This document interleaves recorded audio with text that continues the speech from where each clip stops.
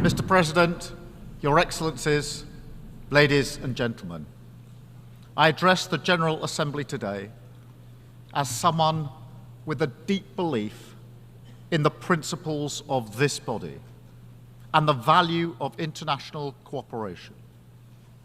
I remember reading the Universal Declaration of Human Rights as a student. It had a profound impact on me. I spent my career as a lawyer working to protect those rights. And the Declaration still inspires me now as Prime Minister because it speaks about our inherent dignity, the very essence of what it is to be human, of equal and inalienable rights, based on a foundation of freedom, justice, and peace in the world. Yet as we meet here today, that can feel like a distant hope. Conflict touches more countries now than at any time in the history of this Assembly.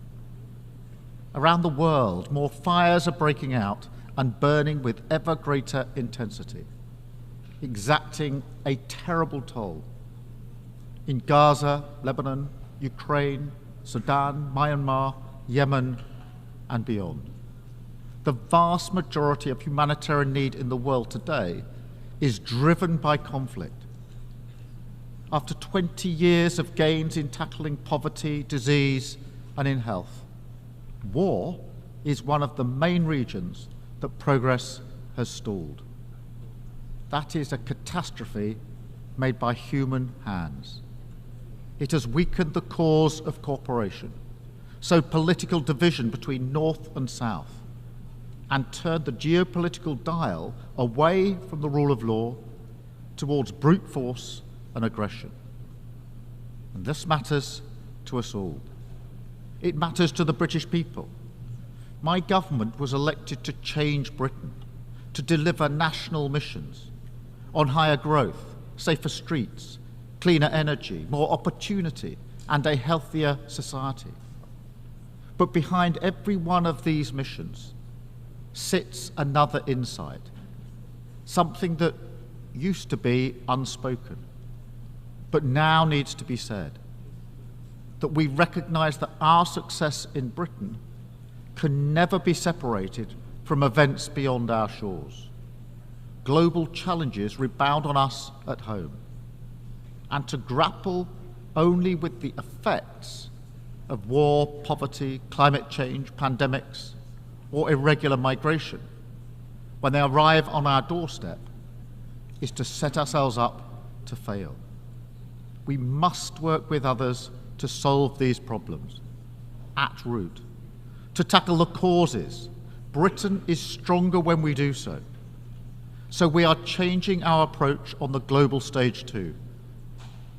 My message today is this: we are returning the UK to responsible global leadership, because I think the international system can be better. We need it to be better. People talk about an age of polarization, impunity, instability, and unraveling of the UN Charter. And I fear that a sense of fatalism has taken hold. But our task is to say, no, we won't accept this slide into greater and greater conflict, instability, and injustice. Instead, we will do all we can to change it. This is the moment to reassert fundamental principles and our willingness to defend them, to recommit to the UN, to internationalism, to the rule of law, to work together for peace, progress, and equality.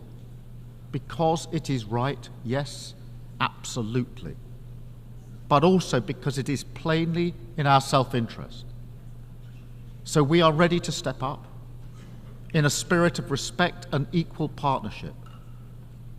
I don't claim that solving these problems is easy, but there are positive, practical things that we can do together. This starts with addressing the rising tide of conflict and preventing a regional war in the Middle East. I call on Israel and Hezbollah, stop the violence, step back from the brink.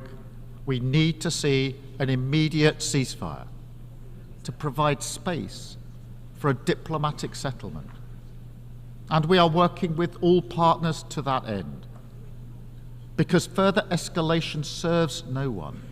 It offers nothing but more suffering for innocent people on all sides, and the prospect of a wider war that no one can control, and with consequences that none of us can foresee. This is intimately linked with the situation in Gaza, where again we need to see an immediate ceasefire. It shames us all that the suffering in Gaza continues to grow. The answer is diplomacy, the release of all the hostages and the unfettered flow of aid to those in need. That is the only way to break this devastating cycle of violence and begin the journey towards a political solution for the long term, which delivers the long-promised Palestinian state alongside a safe and secure Israel. We must also work together for peace in Sudan and a proper response to the worst humanitarian crisis in the world today. We need to see greater action to deliver aid and to deliver peace. The world cannot look away, and we must stand up for international law. And that's why we are so resolute in our support for Ukraine. They are exercising their right to self-defense as provided for under the UN Charter and recognized by 141 members of this Assembly. We will stand with Ukraine for as long as it takes, because the alternative would be to confirm the worst claims about this place, that international law is merely a paper tiger and that aggressors can do what they will. We will never let that happen, because it is our duty to respond to a more dangerous world with strength, to keep our people safe. But alone, that's not enough.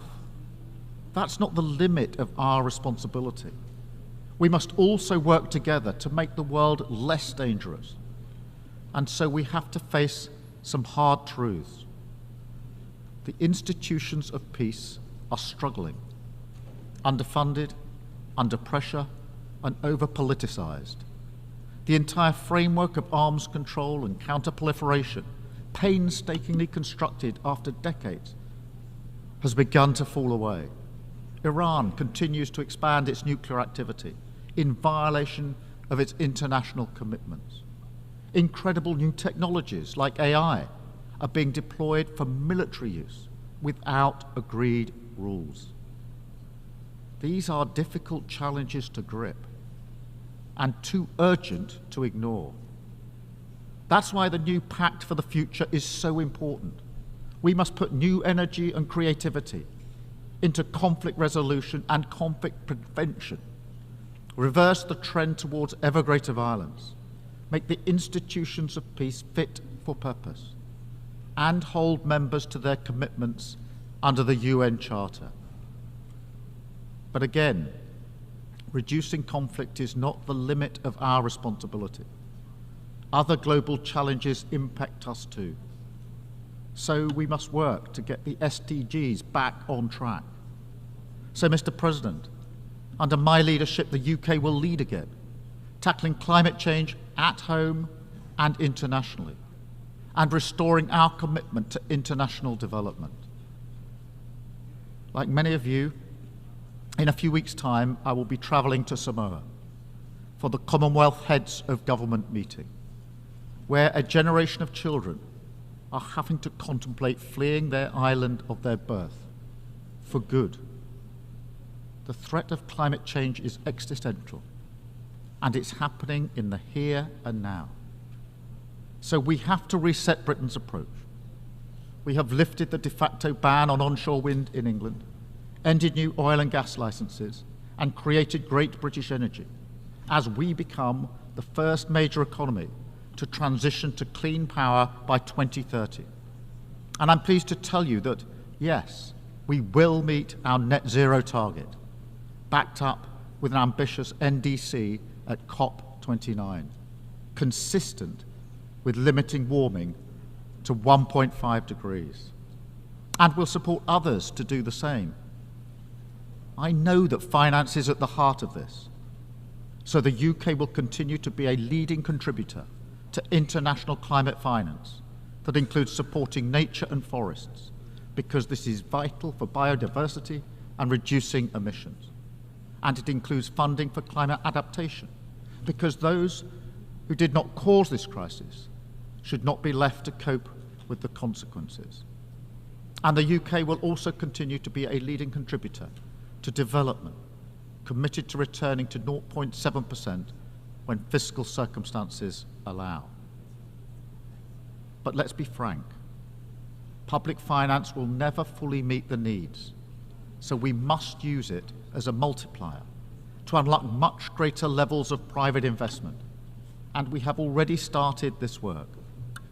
I can announce today that we're creating a new facility, the British International Investment, which will work with the City of London to mobilise billions in pension and insurance funds to invest in boosting development and fighting climate change. This is a great British innovation, and if we're going to deliver in each of the areas I've talked about today, with all the benefits that we'll bring, then this is the kind of approach that we need to take, innovating, thinking differently, moving faster, and being ready to change how we do things in three key areas. First, we must change the international financial system to deliver a fairer deal for developing countries.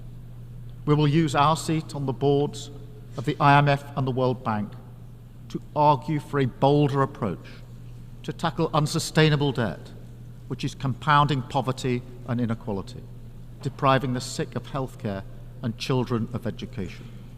We must tackle the barriers to investment, which choke off the flow of private finance, and we must put a price on the true cost of emissions through a new levy on global shipping, with the proceeds going to tackle climate change and cut emissions even further.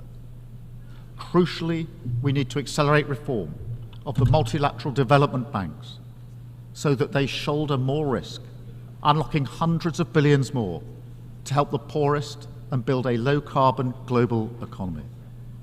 A critical milestone in the fight against poverty is approaching, with the replenishment of the International Development Association. This is the chance for everyone to show greater ambition, so the IDA can be a bigger and better, helping more people, especially those in fragile states and conflict zones. On that basis, we will be ambitious too. We will increase our pledge and play our part in seizing the potential of this moment. Second, if we want the system to deliver for the poorest and most vulnerable, then their voices must be heard. We need to make the system more representative and more responsive to those who need it most. So we will make the case, not just for fairer outcomes, but fairer representation in how we reach them. And this also applies to the Security Council. It has to change to become a more representative body, willing to act, not paralysed by politics. We want to see permanent African representation on the Council, Brazil, India, Japan and Germany as permanent members, and more seats for elected members as well. Finally, to support this, we will also change how the UK does things, moving from the paternalism of the past towards partnership for the future, listening a lot more, speaking a bit less, offering game-changing British expertise, and working together in the spirit of equal respect. Joining the Paris Pact for People and Planet, pursuing a new global clean power allowance, standing for the new term on the Human Rights Council, and joining forces to tackle the toughest challenges, like antimicrobial resistance, preparedness for the next pandemic, and outbreaks of deadly diseases like Mpox. We are ready to work with all UN members because the scale of the challenges we face demands it, and our prosperity and security depends on it. I say it again, all this matters to Britain. Mr. President, by tackling conflict, making progress in the fight against climate change and poverty, and reforming the international system so that it's fit for the 21st century, we can realise the hope and the promise that shine through the founding documents of this organisation. Together, in all our interests, we can change direction from the dangerous, destructive path we find ourselves on and turn instead towards the rule of law, towards cooperation, responsibility and progress, towards peace. Subscribe to Midday India. Get direct notifications on all our videos by clicking on the bell icon.